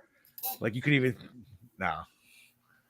In 2004, Rialto Pictures released the original Japanese version of the film in the US for the first time since 1955. The release included a new print in the original Japanese language with new English subtitles. Damn. No. Okay. You said you have this on physical, Chad Daddy, right? Yes. Is it the Criterion one or no? No, it's the classic media one that was put out a couple years before that. Okay. Word. Yeah, it's the Criterion one is the one that we see. That's the one that's on like Tubi, Max. That's the cleaned up one. The one I watched, looking back, I started watching it. I was like 10 minutes, and I'm like, this is almost unwatchable. The quality was shit. Really? Yeah, it's not very good. It's very aged. There's like a lot of dust and scratches on the film stock and everything. Okay. And okay. It's really dark too. I mean, dude, I'm gonna say even like the cleaned up version's dark, so I can only imagine. Yeah, this was even more dark. Jesus. That was probably 10 times worse. All right. Producer Tomoyuki Tanaka got the idea for this film when he was returning from Indonesia. He was looking down at the water and began imagining what could be below the surface. From this, he asked himself, what if there was this big monster near Bikini Island which was awakened by the shock wave of the H-bomb testing, and the energy of the bomb affected the monster and gave it very unique features? And what if the monster invades Japan? Yes, and yes. I still think what if whenever I'm on a boat. Yeah. Look at like something down there. See, in my head, it's never Godzilla, dude. In my head, it's just giant fucking squid or something like that. Or Meg. The Meg. Fuck yeah. God. That would actually be more. If it was Godzilla, I'd be happy. If it's the Meg, I'm like, oh, fuck. It depends on what version of Godzilla, Bobby. I'm cool with either one. Or I'll die happy. It's just some like crazy, I don't know, man. Like that, the idea of even being on the ocean and like seeing whales underneath me, like that freaks me out, dude, just because size variance. So like, yeah, anything that big would be terrifying. It doesn't matter what the fuck it is. Now, if like Godzilla -1 showed up, I'd be like, hey, we're all gonna die, but this is cool. But then like Godzilla 2014 shows up and he's just like, oh, he's just a baby. Yeah. He's just a baby. Like, he's just a baby. Oh, guys, he's just a baby. We're fine. Okay, since no film like this had ever been made before in Japan, Toho had never even attempted to make a suit like the one needed for Godzilla. Much of the attention on the first version was on virtual design, with the staff neglecting to consider the requirements of the performer inside. The only way an actor could enter the suit was through an opening in the back, which was hidden by the dorsal fins and attached by rings on hooks. The inner lining would also scrape the actor's skin. Suit actor Nakajima could barely walk in the original costume, which weighed slightly over 230 pounds. The second suit that was built was relatively lighter at just over 200 pounds. Relatively. Being the key word. It's like training in 100 times gravity right there. Jesus Christ. Right? Dude's a Saiyan, man. Mm-hmm. Fuck. Comes out all jacked. Ooh, Loch Ness Monster Kaiju. That'd be cool, Brody. Is there any actual like good Loch Ness Monster movies, man? There should be. I don't think so. Mm-mm. God, I feel like there should be. All right, never mind. Sorry. I almost want to think that Toho did make a Loch Ness Monster movie at some point. I'm gonna look it up. This is gonna be my side picture right now. Godzilla's general design was partially based on the work of Czech painter Zdeněk Burian, specifically his outdated early 20th century reconstruction of the dinosaur Iguanodon. Godzilla's posture, the way he holds his hands, and to a degree his skin texture were taken directly from the artwork. Interestingly, the dinosaurs in his pieces also have folds in their skin, much like the Godzilla suit did. Okay. One of Godzilla's unusual traits is his mammalian ears. Although the film's original script never described the monster's appearance in detail, it included a scene in which Godzilla hears the bells of a clock tower with his large ears and tears it apart. Later films in the series, made between 62 and 75, would remove Godzilla's ears in order to make him look more reptilian, though they would reappear in other films in it beginning in 1984 and continuing to this day.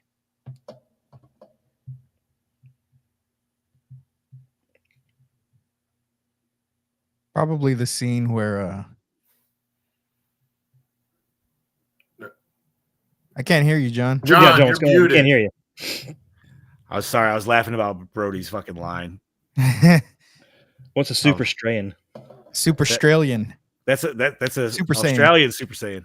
I get it. Super strain, yeah. Special effects director E.G. Tsuburaya originally wanted Godzilla to be a giant octopus. He would later get his wish to have one in King Kong vs. Godzilla, in a cutscene in Frankenstein vs. Baragon, and finally in War of the Gargantuas, where the giant octopus would make his last film appearance as of release. It was even given a name, the Udako. The giant octopus also made an appearance in an episode of the TV series Ultra Q, and was even up for consideration to be one of Godzilla's enemies in Godzilla Final Wars. Oh. Damn. Doesn't the giant octopus always gets killed though? Yeah. Somehow? There's Yeah. even a giant octopus in Kong Skull Island. Yes, there is. He gets eaten. Mhm. Yes, it does. He's like the Kenny of fucking kaiju films. Bro. He Kind of is, yeah. Oh my God, dies you if he's- killed Udako! You You bastards! bastards! Stop motion animator Ray Harryhausen harbored a deep resentment for Godzilla's popularity for most of his life because he was inspired by the film The Beast from 20,000 Fathoms, for which Harryhausen did the work. He was seemingly unaware of the fact the filmmakers at Toho always acknowledged their influences for this film. However, producer Tomoyuki Tanaka mentioned that no one at Toho had actually seen The Beast from 20,000 Fathoms, since it wasn't released in Japan until months after their film was released. Huh. Ooh. Okay. That makes sense. I had to look up what the hell Beast of 20,000 Phantoms was because I've heard of it, but now that I see it, I know the imagery. I don't think I've ever actually watched it though. I think I know the imagery because of Pee Wee's Playhouse. So I'm going to look at it That's now. probably never seen it fucking either. why, dude. Yeah. Honestly. While this is the first Godzilla film, the character's media debut was in The Monster Godzilla, a radio drama which aired on Nippon Broadcasting. Based on Takeo Murata's first draft of the film, the drama aired from July 17th to September 25th, 1954. Hmm. Damn. Nice. The scenes of Godzilla's rampage were filmed on a raised set so that the camera could be placed at a lower angle. The staff had designed the floor out of wood and plaster. The idea was that Godzilla's enormous weight would cause his feet to sink into the concrete and create footprints. This would, however, prove to be a liability, as the suit actors would often trip and fall into the miniatures, ruining scenes in the process. The staff would frequently have to reconstruct and repair the miniatures until this idea was abandoned. I wonder how many times it took where they're just like, bro, stop fucking knocking over the buildings, man. It's like, what do you want me to do? I can't fucking I'm move. gonna say it's like third time, dude. My first time was like, oh shit. Second time was like, okay. And third time was like, all right, dude, fuck this. We're done. We're fucking done. This film and the original Japanese version of its second sequel, King Kong vs. Godzilla, are the only films from the classic Showa-era Godzilla films to have received proper film restorations. When Criterion released their Blu-ray set of the Showa-era Godzilla films, they had already been given a restored version of this film, but could not properly restore and color-correct the rest of the films in the series because Toho had provided them with outdated and inferior high-vision transfers of them. Toho did have a 4K restoration of King Kong vs. Godzilla, but did not provide this to Criterion. Shit. What videos you talking about, Chad Daddy? Brody says the video you shared of Godzilla was hilarious. I'm trying to remember which video. I don't remember what video now. Oh god, it's Godzilla falling into a. He made a hole in the fucking set and falls right into it. Oh, And then his head just slams off the side. Oh god, I forgot all about that. I sat there and laughed over and over watching that. nice. All right, what else you got, brother? Most of the electrical towers in the film were made of steel, but those that were melted by Godzilla's atomic breath were actually made of wax. The special effects crew melted them by blowing hot air on them, as well as shining hot studio lights on them for the white hot effect. What a shitty plan. That was such like a shitty plan. I'm glad it failed. Electrified barbed wire? Let's electrify this fucking creature that nothing has been able to take down. I mean, they gotta try something. Well, radiation is a lot, so electricity is not going to help it. Well, they didn't know. No. Okay, finally, after the film's success in Japan, Toho sold the American rights to Joseph E. Levin for $25,000. A heavily altered version of the film was released in the US and worldwide as Godzilla King of the Monsters on April 27th, 1956. This version trimmed the original runtime down to 80 minutes and featured new footage with Canadian actor Raymond Burr interacting with body doubles mixed with Honda's footage to make it seem as if he were part of the original Japanese production. Many of the film's political themes were trimmed or removed completely. It was this version of the original Godzilla film that introduced audiences worldwide to the character and franchise, and the only version to which critics and scholars had access until 2004, when the 1954 film was released in select theaters in North America. Godzilla King of the Monsters grossed $2 million during its theatrical run, more than what the 54 film grossed in Japan. Damn. Wow. All right. Having watched both, the regular version, what we watched, will always be better. Right. Agreed. I kind of want to watch the other one just to see how bad it is. It's not bad, but it's again where it's kind of like when another country makes a movie and we remake it and it's not as good. Yeah, it's kind of like that. Is an example for next year. Yeah, that's exactly what you're going to get with that. So Interesting. All right. You said that was it, Chad Daddy? That's it, buddy. All righty, sir. Thank you kindly for that. Much appreciated. All right. Yo, what was the Godzilla movie where he like did the flying kick like this? that was the last movie of the Showa era.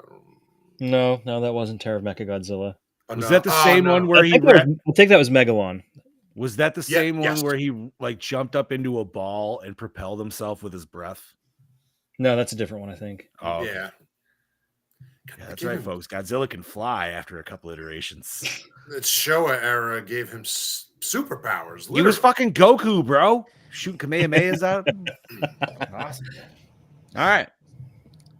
What format did we watch this on, homies? On demand.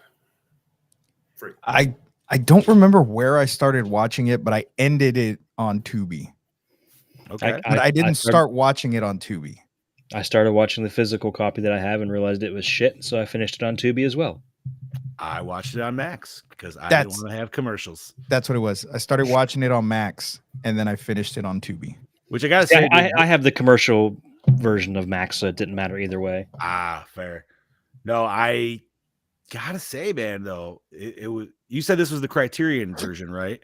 Yeah. Okay, because I was gonna say it was pretty fucking clean for what it was, but it was still dark lit. Oh, it was still really dark in some scenes where I was like, yeah, like I turned the brightness up on my TV just a little bit. Yeah, I couldn't even turn the brightness up. I was like, oh, my eyes. Right? Steve would be like burning his retinas out of things. All right, douche of the film. The Godzilla. Godzilla. Godzilla is the dick. Yeah, I think I'll go with that. I mean, at the same time, he is just a creature, just being like, "Yo, man, this shit is in my fucking way." He knew what he was doing. Bruce said he almost had to watch this. There's some porn site. It's not the You know same what? movie. When the porn site's got to do what everybody else can't, that's awesome. All right, that takes us to. I mean, can we say a favorite kill? Do we have a favorite? I don't know. I'm going with the well, tower. I'm going with the tower kill of the TV crew. Okay. I'm going with the mother and the two kids because that was that that's was pretty heartbreaking. That was dark. That was super dark. very We'll be dark. with Daddy Yeah. soon. Ugh. I'm going to go with in the beginning on the island where the sun, I said before, his son runs out, but then his parents get crushed inside the house. And I'm going completely funny. I'm going firefighters on the fire truck just crashing into the building. Dude, that With was action so figures. bad. That That was, was yeah. so bad. So bad, dude. That was like and me. hilariously bad, bro. That was like me making home videos when I was a kid. Those poor action figures. You're just in a cardboard box. You're like, yeah, and then just your little matchbox. Woo! You see the fingers holding it still. Like, that was like what's that movie with Jack Black? Be Kind and Rewind when they sweet on movies. Oh, great movie. When you're walking down the street. That takes us to best scene. Best scene. Man, I don't know. There's a couple good ones in there. When he goes to Tokyo and just starts burning it down. Fucking shit up. Yeah. You know something? Honestly, his first attack when we don't see him, the first attack on the ship. Oh, where the ocean lights up? Yeah. And it's just Because you're what's like, going wait, what the fuck is this? Yeah, I'm going with that. I don't know. I'm going with the when they try to kill him with the power lines. Just from that whole scene with him coming through slowly, coming up out of the water. See, I mean, you know what? In that scene, I'm gonna say the dude had every right to be pissed. He walked in, he was like, "Bro, what the fuck, man?" I laughed. I laughed at that scene. I laughed at the scene where he went for the radio tower. Like, I laughed a lot in this fucking movie. It's all right. Shit I probably shouldn't have laughed at. Yeah, but dude, we're tainted at this point. So Extremely. It's hard. Oh man, best scene.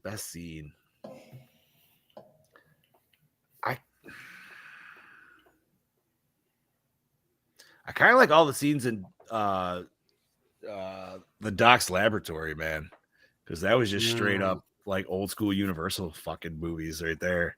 Yeah.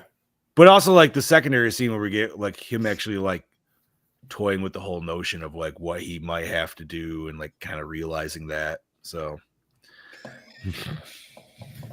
I wanted to open the show a different way than I actually did. We talked about that. I was ready to be like, no, I'm not gonna. We were gonna get canceled, Scoobs. Yep. We were. Yeah. Can't do that. All right. So everybody's got best scene, worst moment or scene. The fire truck. No, that was awesome. What are you talking that about? made me laugh too, though. I can't give that. I'm gonna say the going- worst scene for me is when Serizawa's burning his plans for the oxygen destroyer, and the way Emiko is just like, like, why are you crying? What the, I think he I'm should be agreeing with crying. Scoobs. Like, why the think fuck I'm are agreeing. you crying? Not only This that, but, has like, nothing to do with you. her reaction to when he first showed her what the oxygen destroyer does, and she just saw a bunch of fish get evaporated. It's like, it's like it's fucking fish, dude. Yeah, She fuck was off. very good at overreacting. Yes, that is. I might have Like- to go with that too, bro, because she did ham that in hard. Like, I could understand if it was a different kind of animal. Maybe if it was like a chimp or some kind of mammal that got destroyed in this water, but a fish, it was like if it was a puppy, okay, yeah, got it. or a cat, sure. something like. But But fish, come on, there were Fuck that fish. dude. Yeah, it's like it just destroyed his lunch. That's about it. Right? It was like fuck my sushi. All right. Yeah. I'm gonna go with when we see the strings going with the planes. See, and I can't give it to that either because I laughed so hard seeing that shit. I I also left. like that scene, But it's where he's just cool. walking Yeah, No, I around. like the it's a scene. cool scene. Did you guys It's see the Brody's? vision. Did you guys see Brody's comment where the version of what this he watched was such low res that he couldn't even see the Yeah, he wires? couldn't even see the wires. Yeah, Hey, you know what? Good for him then. That Yeah. worked out better, right? yeah. No, I'm gonna go. Well, that snippet of seeing it, the scene is great, but that snippet, it's like, oh, And you know what? That makes me wonder when they originally showed this in theaters in Japan, if the quality was so bad that you That you couldn't even didn't see it? see the wires. It's not until we started making Restoring things in shit. high Cleaning def and things I think that's restoring probably shit. what it is. It's possible. Definitely. It would, and you know what? Having that kind of like, I don't know what you want to say, 1950s filter on it, essentially, it could help out a lot of things, dude. Anything with the miniatures and shit like that we Mhm. think is just cheesy and funny, it definitely could give it a little bit better of a sheen to it. So, all right. We all got worst moment? Yeah. Opening scene. Yeah. Yeah, the opening scene was the ship getting sunk. Yeah. I mean, we got a lit up ocean, and I was trying to think, I was like, how far are we into the island scene? Because I really like that scene too, but I think that's a little bit more into it. I'm gonna say yes because it brought back a lot of memories of me trying to sink my toy boats in the bathtub. Yeah. With this dude. Yeah, yeah. But for some reason, he would always just come out like a WWE wrestler, just be like, "Brr." Except my Godzilla was from the flea market, straight from Mexico version, so it wasn't a real Godzilla. So he was like cross-eyed or something. I mean, this Yeah, one he is was anyways. like I don't know. It's hard to explain if you've never seen toys straight from Mexico. But I had a lot of them. It's okay. It's okay. You had fun with them. That's all that mattered. All right. So everybody got opening scene. Yeah. Most attractive character. You know what? I'm gonna say the lady on the train that was talking about how she nearly escaped the bomb. Thought she was very attractive. I don't have one. Okay, I'm gonna admit something to y'all. Don't do it, Scoobs. Anytime we watch old movies like this, You're like, I don't know who's who. I'm like, no. Oh, I thought that's where you were going. No. No. No, what I was You gonna can't even say- get it out. You can't even get it out. Look at Chad. Chad's so disappointed in us. But that's not where I was gonna go with this.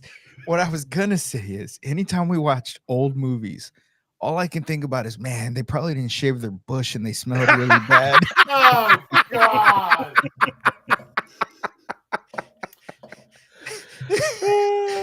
Feminine products weren't what they were back then. Bro, But when you think about it, though, back then, would you really even notice as much? Because now we know we have the it was but if it's the usual, right, then it's not whatever. yeah. That's what I'm saying. It wouldn't be it'd be normal then. I mean, I'm pretty sure that the saying if it smells like fish and tastes like chicken came from back then. So, but yeah. So I was trying to find somebody attractive in this, and that's all that could pop in my head. It was just thick, furry bush. Thick, furry '50s bush. Oh, God.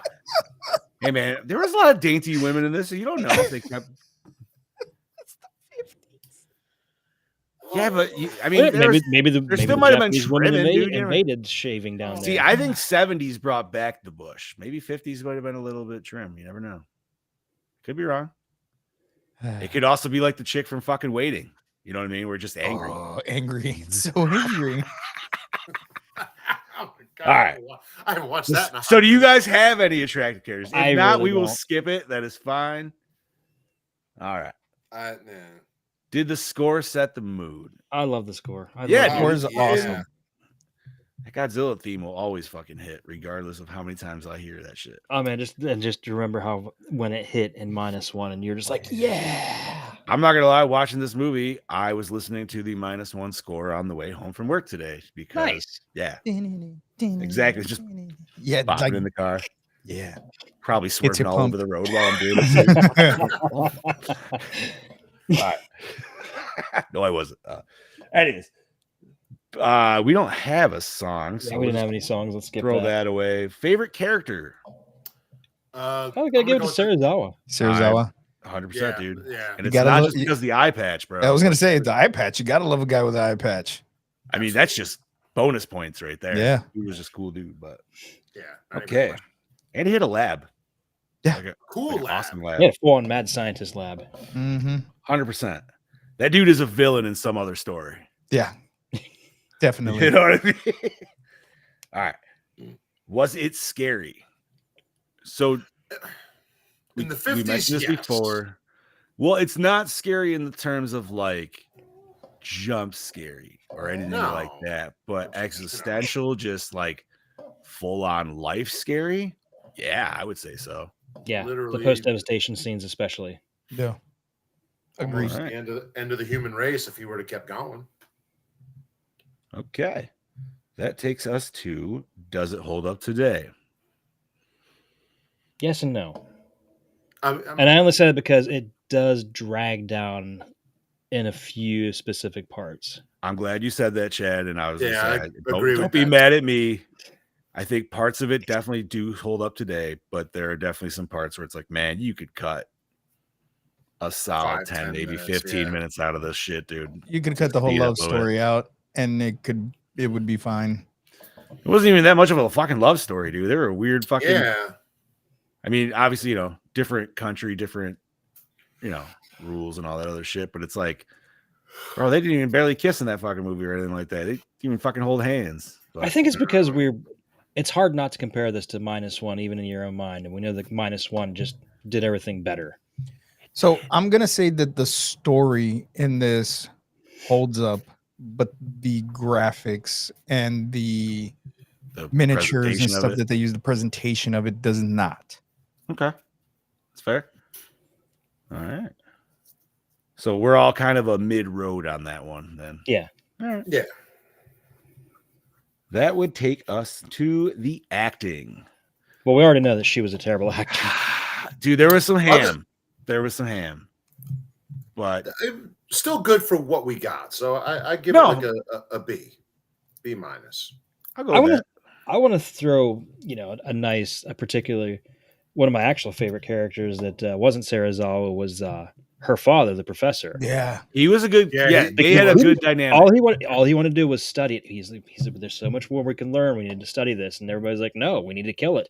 And he was getting really pissed off because he just wanted to be a real scientist and study it and possibly learn as much as he can from it. Yeah, I mean I get that, but man, when you got something of that much devastation rocking around and it's literally just emitting radiation, you know what I mean? You got to kind of like take the pros And you have cons. no way of containing it. Yeah, it's hard. All right. So that takes us to cinematography. You For know the what? time, it was pretty You got- decent. For the Yeah. time, I gotta Yes. say they set some impressive shots and they did some impressive blending of shots. Yeah, definitely. Especially like the one Chad Daddy talked about with the aquarium, You know, Yeah. even the scene where you see Godzilla, the city's in front of him, and Godzilla's, kind of in the back, and it's blended together. And you can tell it's blended together, but it's still Yeah. a really cool looking shot. Yeah. It is. All right. Absolutely. I'm assuming I already know the answer to this one, but did we enjoy the premise? Yeah. Yes. Absolutely. All right. Solid movie. We've seen it a few times, but it's good to see it in its original state as well. And was the climax satisfying? No. Honestly, it was kind of a soft yes, I'm going to say. For me. I liked that Agree it with was that. bleak. And I liked, that we had an ending. but it still felt very just like, and that's a wrap. Yeah, and they found Godzilla, and he was just kind of like chilling at the bottom of the ocean. I get what Right? Scoob meant when he said there was no imminent danger. Like Godzilla was just hanging out. Right? He just was like, hey, what's up, Doc? And Doc was just Yeah. like, fuck you. That's All you right. say a soft yes, yeah. Okay. Recycle, rewind, remake, or reboot. Well, I'm going to say this is kind of already been remade a little bit. Yeah. A little bit. It's been remade. It's been rebooted. So I just rewind this because rewind. All right. I want to say rewind, but I got to say, dude, it wouldn't be something that I would run to watch for a while. Like, I'd probably want to fill myself in with a lot of the other Godzilla movies I have also never seen. So I would rewind it and reshelve it. there we go. I like that. Reshelf it. Okay. Let's rate this mother liquor. Brody gave us a 2.5, starting it off. Boo. Boo, Wendy right. Testaburger. Boo. Bobby, what do you got, homie? Well, listen, I grew up. This was the first one I saw. It was my childhood. It's a 50s movie. I stand by what I'm giving it a solid 4. Okay. Scuba. I'm sticking with my 3. 3. Chad Daddy. I'll go with Bobby. I'll give it a 4. It was groundbreaking at the time. It really laid the groundwork. It created a whole new genre, but it does suffer from pacing issues. Yeah. And -1 does do everything better. Okay. And I'm gonna sit with Scuba on a 3, I think. It just it wasn't like a wow factor in any terms of like holy shit, but realizing the topics that they tackled in this movie, given the Tate and the present or that time and stuff like that, it's still a solid film, man. Still does hold up. That's why I said -1 is better, because as soon as that was over, like you're like, I want to watch this again. Oh, fucking right, yeah. dude. Oh yeah, you're not wrong. All right, so that gives us a 3.3. All right. For 1954's Not bad. Godzilla. I would say no, I would say that's kind of fitting, man. Like, that might upset some people out there, but this is not a kaiju centric podcast. I think we all like it. I'm kind of in the same bank with Scoobs. I enjoy it. I don't know enough about it though. Yeah, and I want to see what Cameron and the boys rated it back in the day, because right, they might have a skewed vision on that. So I bet they gave it a solid 5, dude. Maybe I don't think they did. I don't think they did. I'll have to go back and check. Right. I think they rated it slightly lower than I expected. No shit. Okay. Yeah, maybe we'll look for that. Chad Daddy, what are we covering next week, brother? Next week, I believe, is a Bobby pick. It's The Devil's Candy, available on AMC Plus and Shudder. All right. I've never seen it. I Never heard of it. It's been a hot minute. The dude from fucking Empire Records is in it, man. And yeah, I can't say I've seen him since those movies, or like can't hardly wait. Chad Daddy and I were talking about it before show. Yeah. So fuck yeah, dude. Interesting. So Bob's probably the only one that has actually seen this flick. So the 3 of us will be all new, and baby Brody also the same. It's been about 6 years since I last watched it. Word. I think it was 2015, something like that. Nice. Other than that, I'm good. I got nothing nerdy to talk about, but if you boys have anything, I got nothing. I got nothing. I got a couple little things for horror wise. The brand new Street Trash movie Melts the Rich on digital on November 19th. It's just a standalone version of Street Trash as the movie from the 80s. Something different. And people melt away in it. So I don't know about the rest of you. We're not going to get some grody fucking hobo rape orgy, are we, in this one? I don't think so. It looks Whoa! Whoa! Roberto is Roboto. stroked out. Work it, I stroked out again. That's the first time it's happened.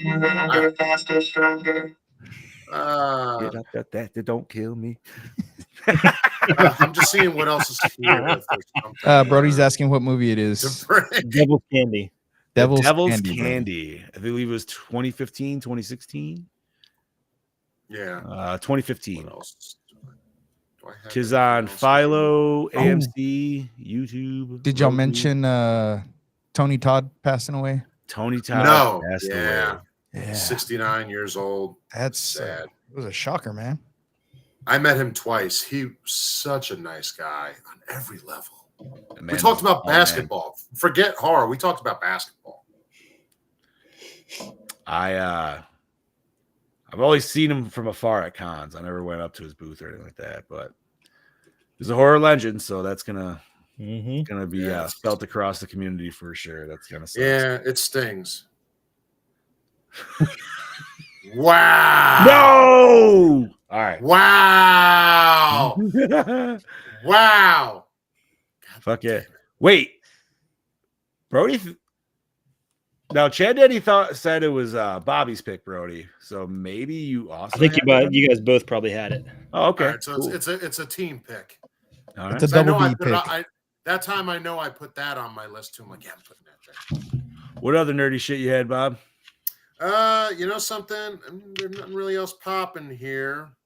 Nothing that's popping in really big. So as of right That's what she said. now, that's all I got. No, just put a magnifying glass and it becomes big. No, that's all I got. All right. That's it. Well, so go ahead, Bob. You can start our sign off, and we will fucking call this shit a do.